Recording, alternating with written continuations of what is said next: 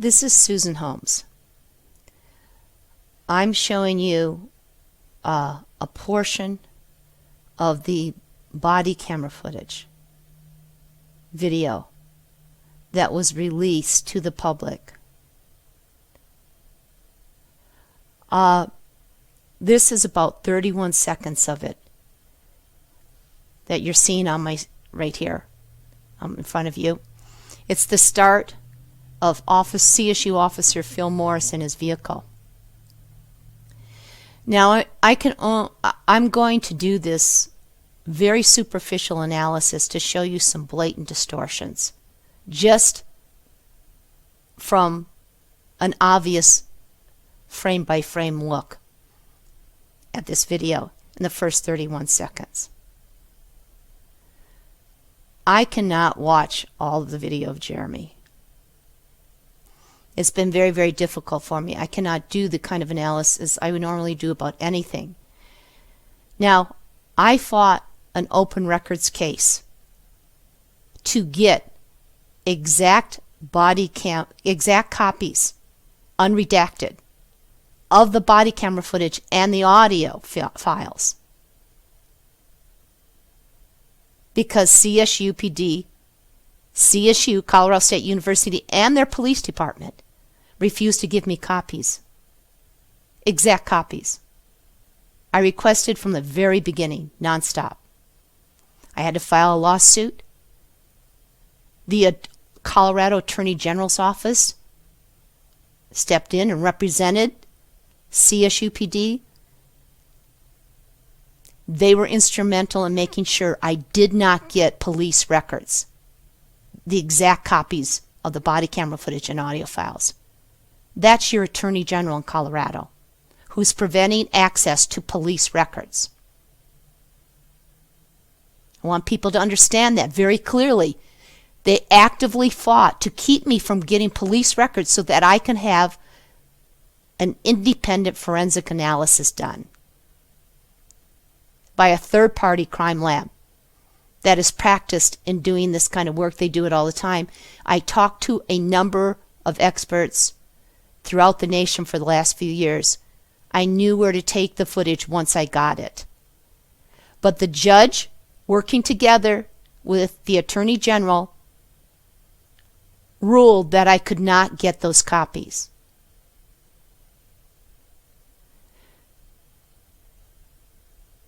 Yes, police secrecy and suppression of police records is part of the corruption that is taking place in Fort Collins and in Colorado State.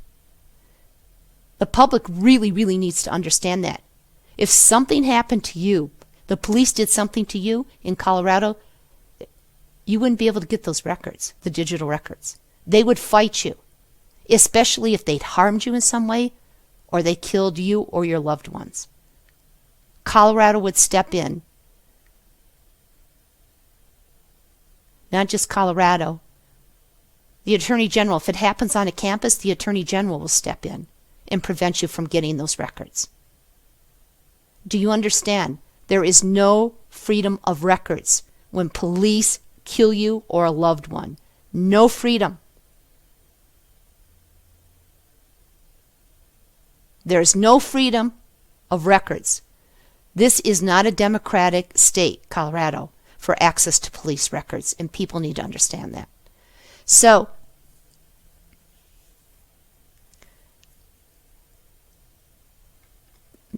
I decided to take 31 seconds, and actually somebody had walked me through this before, not too long ago, had walked me through these first few seconds to show me some obvious problems that people need to, that people, when you look at this, you have to challenge and question the fact that you've been lied to. I know that this is a fake video. I know they altered this video, and I know they altered the audio. I know that.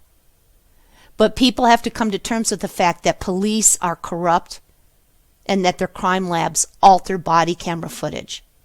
When they commit crimes, they alter them so that they don't ever get charged with a felony of tampering with evidence. And this is what's happened in my case with my son, Jeremy Holmes. This is why the DA and the sheriff and CSUPD, they all work together, and the Fort Collins police are out to put me away and silence me. They're actively trying to do that because they did not expect me to get the exposure I've been getting for months now on what's happened with Jeremy. They thought they could silence me a long time ago, but I'm still here. So here's the first thing I want to point out to people in this brief, analysis of these 31 seconds. Number one, this is the front end of Phil Morris's vehicle. Colorado State University, Fort Collins, Officer Phil Morris, the person who killed my son. That's the front of his vehicle at this light at Prospect and Whitcomb in Colorado. If you look around the neighborhood, you see there's no college dormitories or anything. This is where Jeremy was heading. He was heading to this neighborhood. He was almost there when Officer Phil Morris drove up on him with his lights on and jumped out with his gun out. Remember, this was not a justified shooting because Officer Phil Morris was not supposed to even stop Jeremy. I never called CSUPD, never called Fort Collins to ask them to stop Jeremy. Never made that phone call. I made a phone call to non-emergency number with Fort Collins and asked them to take a message to my older son. Okay, what's important about that is that another CSU officer who's involved in this murder homicide of my son Jeremy Holmes, Katie Aron is her name, she did what I asked the police to do.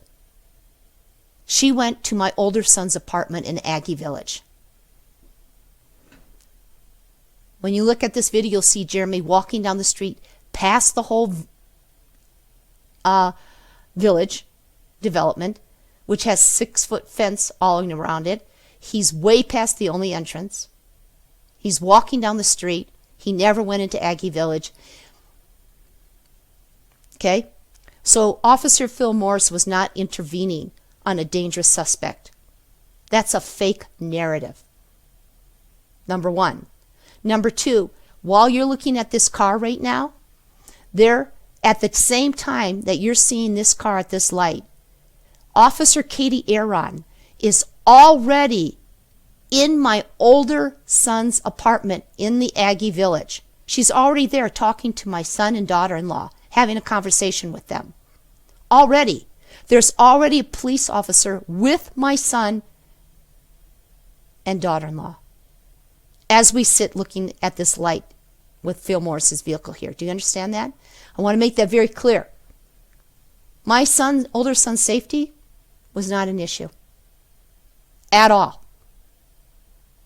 He was safe. The police officer's there having a conversation with him. She had a radio on her shoulder. She was radioing off and on, back and forth. Then how do I know these details? Because my son told me all the details. My older son told me all the details. My daughter included. I was in phone conversations with them back and forth. I couldn't get down there because my car was broken down. Had stopped running. Now, so there's this cop. So a cop is already in my son's apartment having a conversation with him. Perfectly safe. During that conversation, my son, and by the way, I saw the body camera footage from Officer Katie Aron. They never talk about it. The district attorney of Fort Collins, the CSUPD, the media, Coloradoan, never talks about Officer Katie Aron's video. They'll never talk about it because they don't want the public to know that that video exists and that they didn't release it. Do you understand? They did not release her video. I've been demanding to get copies of that and Officer Phil Morris's body camera footage. So she's in that apartment talking to my son, having a conversation. My son asked her a number of questions. He asked her, was it illegal? She went to him to give him the message I asked him to send to my son, because that's what I wanted. I never asked them to hunt Jeremy down. But here's the point. So he says to her, well, what's the problem? They're having a conversation. You know, and she said, well, we got this call from your mother. That's why I'm here, you know, to tell you to, you know, just watch out for Jeremy and keep the door shut, you know, until she gets down here. You know, your mom called. And he said, okay, so he said, so what's the problem? He said, I know Jeremy's been having some mental health issues recently, you know. And she says, well, we just, you know, are here to talk with you. I'm just here to talk to you. And he said, well, wait a minute. She said, well, he has, you know, he supposedly has a knife. And he says, well, what kind of knife? She says, well, it's a sheath knife. Apparently your mom said that. And he says, well, is it illegal for Jeremy to walk down the street with a sheath knife? And she says no. And then he's asked her a question, well, you know, he asked her like two other questions. One of them had to do with, he's explaining about the mental health problems. And then he says, well, what are you planning to do? And she said, well, I'm just going to do a welfare check.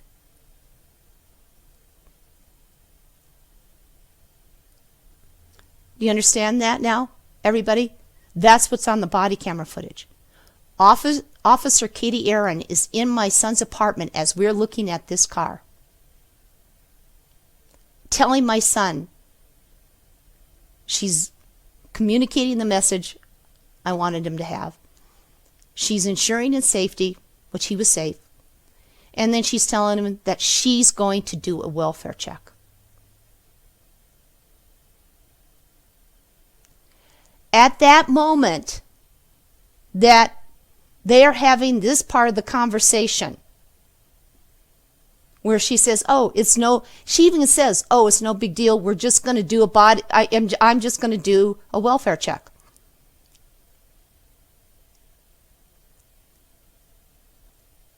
At that moment, all of them in that apartment heard Jeremy scream. It was extremely loud. It had to be loud from the distance from where he was on the sidewalk, which you're going to see in a minute, to when they heard it in their apartment. But they all heard the scream. It was huge. At that moment, within a moment of that scream, they heard the bullets. My son threw my daughter-in-law on the floor. He didn't know where the bullets were coming from. The officer ran out the door. Officer Katie Aron ran out the door. My son ran after her. My older son ran after her.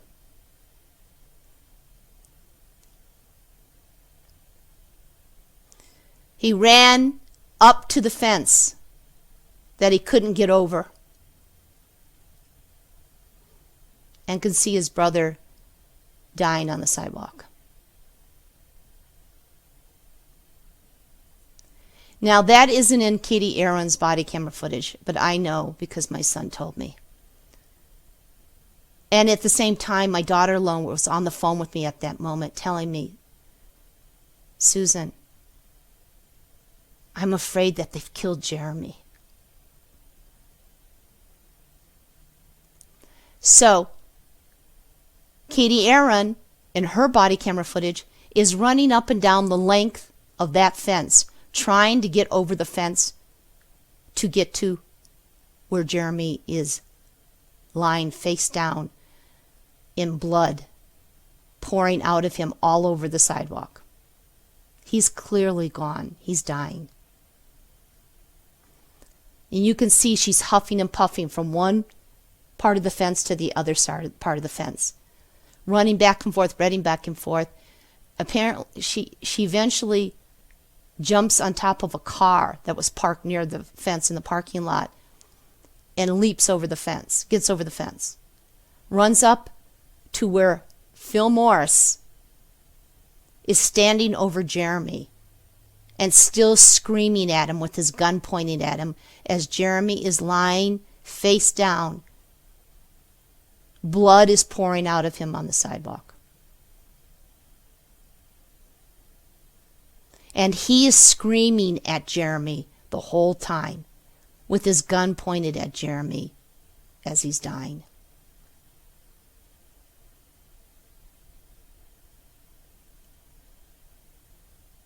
That's what the public doesn't get to see. That Phil Morris was out of control from the beginning, and that Phil Morris was not supposed to be doing the welfare check. It was Officer Katie Aron. She is the one who was in the apartment with my older son and daughter-in-law, who told them that she would be doing the welfare check. This is the body camera they refused to release to the public.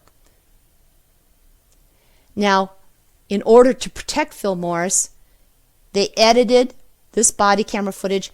We have no idea what the sequence of the frames are, but I'm going to point something out right now as we move along here.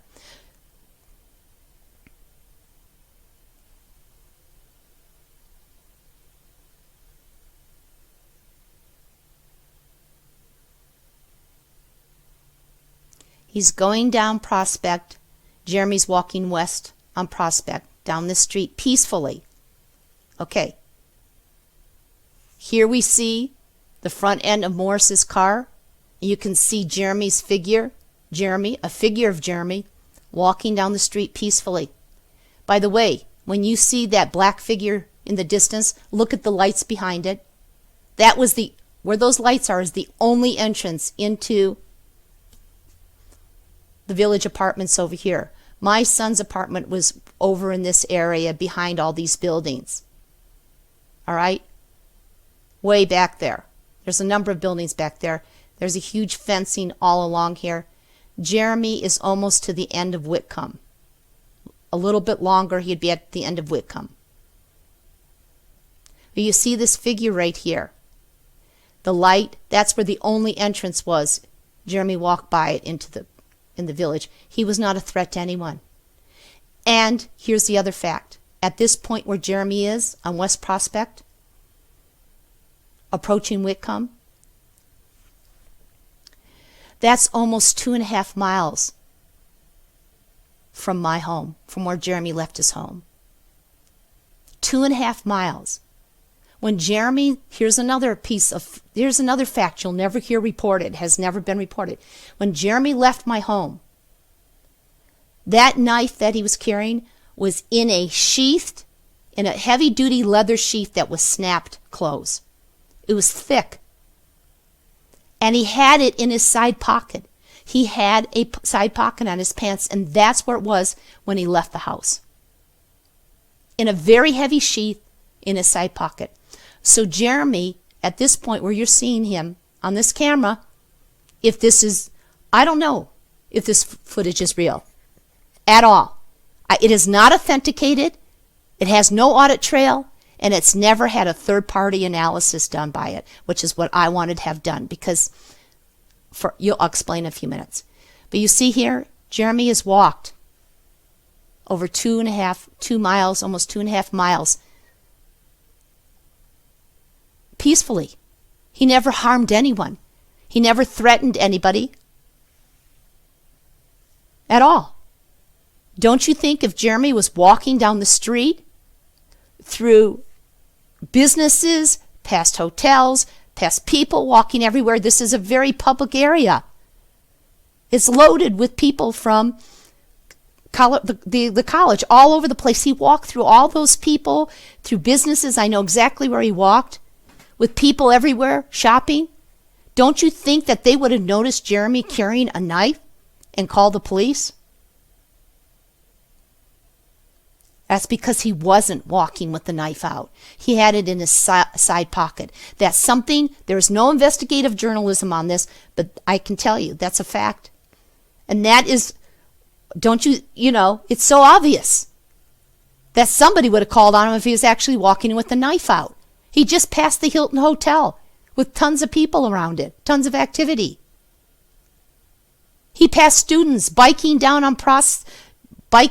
here where the light is, tons of students. No phone call. Because Jeremy had the knife in the side pocket.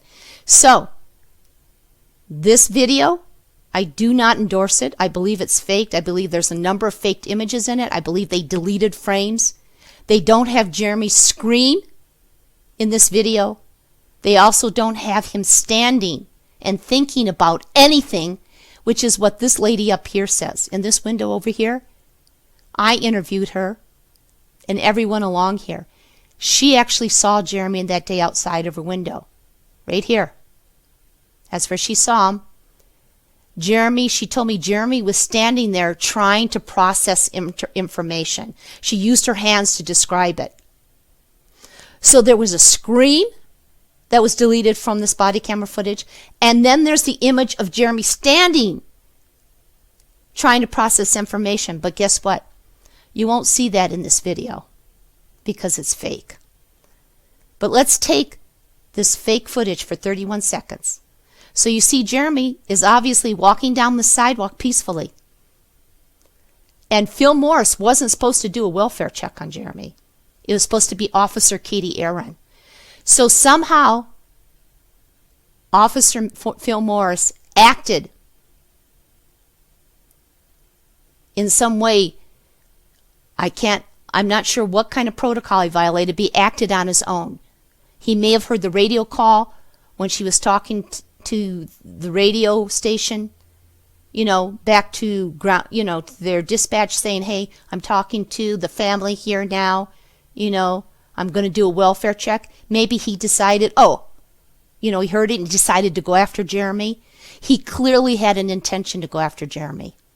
He had a clear-head intention to do harm because he's brutalized people before. So you can see Jeremy's walking down the street peacefully. Let's go a little bit further. Still walking peacefully. This is 19 seconds. Jeremy's still walking peacefully. Still walking. I don't see any knife in Jeremy's hand.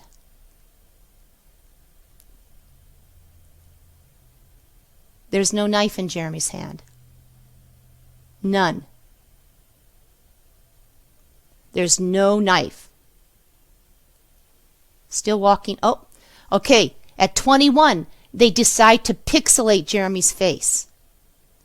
Okay? I want to point out the pixelation here. Now, as soon as you pixelate anything in a film, it distorts it and the surrounding environment. So that makes it very easy. When there is a distortion in a film and you can't see anything, and by the way, I want to point out, this is an anomaly that I keep seeing every time I pause this film. This is a superficial analysis, but believe me, if I had a forensics lab, they would be able to take this apart. The pixelation is also associated with a black square. Look at that. You see the black square? That shows up when the pixelation does. You see that? You can't see his hands. You can't see his upper body. It's not just his face is pixelated, but you'd only see this if you paused frame by frame. Now remember, I'm not working on a forensic systems right now. I'm just on my computer, pausing, and I'm showing you the distortion in this body camera footage already because there's a black box here. That's an anomaly that should not exist. See that? Should not exist. You should just be able to see a pixelated face, but this is associated with it, and I'm going to tell you my theory. It's because it was altered. That's why that black box is there. That's associated with the altering they did on the body camera footage. So no knife, but a black box. That's at 21. Okay? Still no knife in Jeremy's hand at 22. No knife. Oh, still no knife during that part that I showed you. And now all of a sudden, from Jeremy walking down the street with no knife in his hand, pixelation, and a black box, when I pause it, all of a sudden they cut to an interior picture. Okay? There's that frame of the interior of Morris's car. Here's another frame. Cut away from Jeremy. Another frame. Another frame. I mean, there's more than one frame in what I'm doing because this is not a high-tech forensic computer, with the software. But you can see all this time cutting away. Okay, here we go. So it's very convenient for them in that moment to cut away from Jeremy, who has no obvious knife with a black square and pixelation. Oh, and look here. Look at this up here. What's this about? Jeremy's image is supposedly here. But look here. You see? That's an anomaly that does not fit at all with a linear video of frames. With linear frames in a video, this anomaly does not fit. Is his face up here being pixelated? No. This looks like where Jeremy is right now, and this is at 28 seconds. Still no obvious knife. But guess what happens during that period? Oh, here's some more distortion right here. There's the pixelation, but still this black distortion around it. And here's another piece. All right? So what happens? This is all anomalous. This does not correspond to what linear frames would look like. Here's a circle, and here's some more blacked out area. All right? This is just before Morris raises his gun to Jeremy.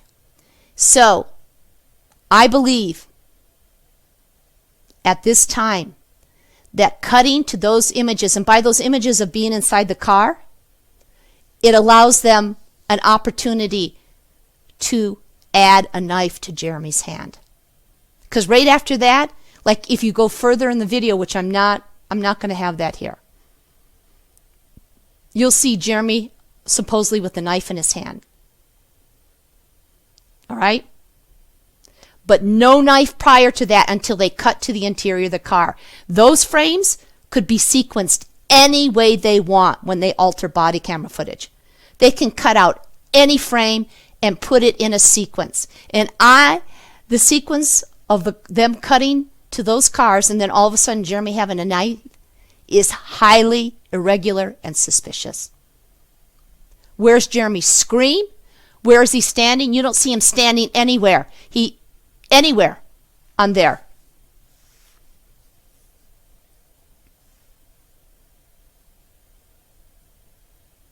I'm sorry, I made one mistake. When you go back here to this row of houses, when I pointed to those earlier, I said a woman was looking out her window there. It wasn't there. When we go further along in the video, when you see the video play out to the end, which I can't show you, there's the same row of houses that look exactly the same and there was a lady in the window further on up here in the video at the end that looks just like those apartments who is looking out the window. So that I'm incorrect about, so I want to make that clear and prevent that confusion. There was someone who saw him, but you don't hear any scream on the video yet, and you never do, and you don't see him standing anywhere in the video like she said he was. Just standing, thinking. You don't see it. You don't really even see a knife here in his hand at this point. This is at 29 seconds. But how convenient, he has a knife out. Well, if his knife is out after these shots to the interior of the vehicle,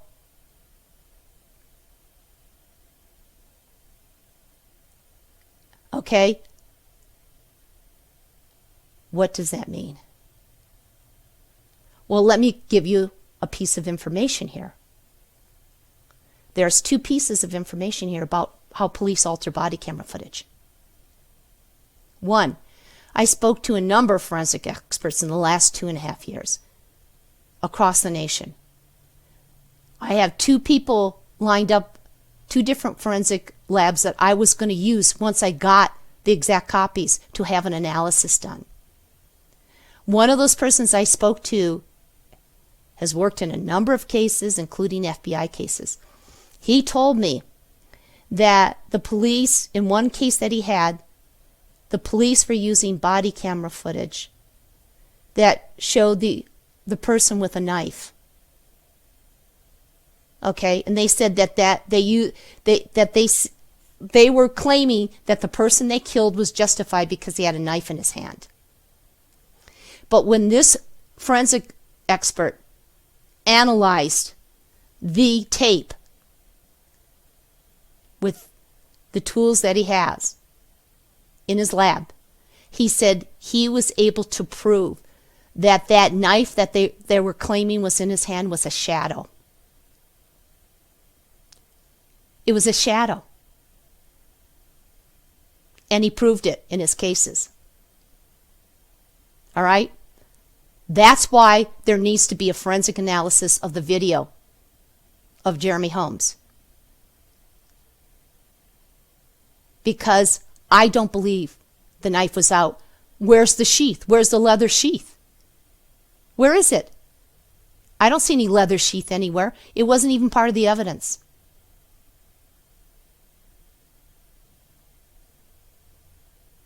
I don't believe that Jeremy's death happened the way they said it did. And I just showed you some very serious anomalies in this body camera footage. Number of the experts I talked to said, when I told them that I couldn't get the unredacted body camera footage copies, that they wouldn't give them to me, almost everyone I talked to, I shouldn't say almost, everyone I talked to told me that that was a huge red flag, that the police are covering something up. They said there is no reason why the mother shouldn't have the unredacted copies of the body camera footage. There is absolutely no reason. But you won't see that reported in the news because they don't do this kind of journalism. And number two, they've never interviewed me. The Coloradoan doesn't want the truth to come out. They're working with them. The media is working hand in glove to suppress this information that body camera footage can be altered, that body camera footage is not secure, that it's not transparent, and that you cannot get access to police records. They can keep them. They can withhold them from you.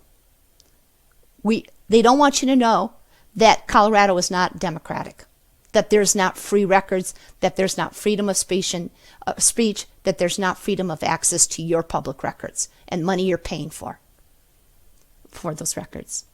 Now, the other thing I just want to end with here. Please look up Ronaldo Chavez. He's a whistleblower from Albuquerque PD. He worked in the crime lab.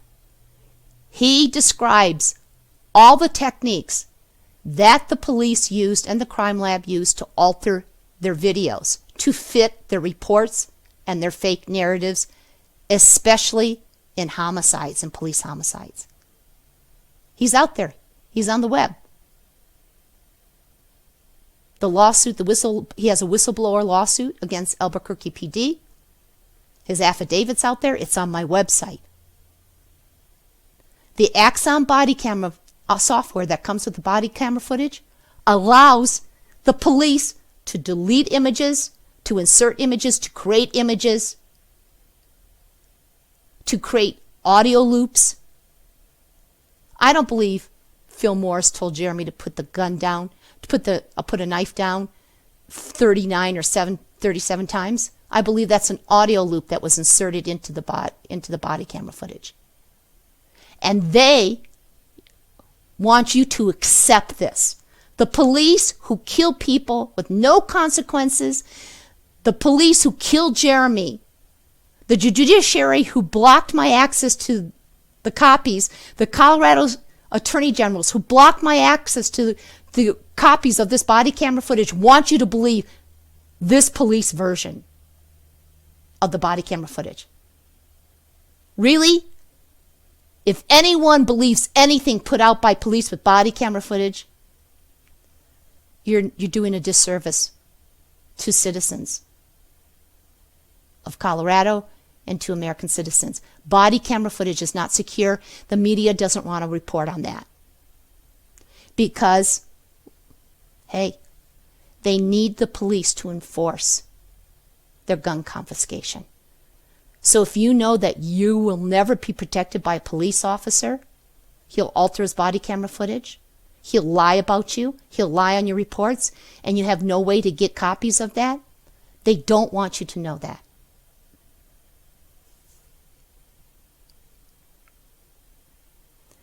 This is faked body camera footage. Susan Holmes.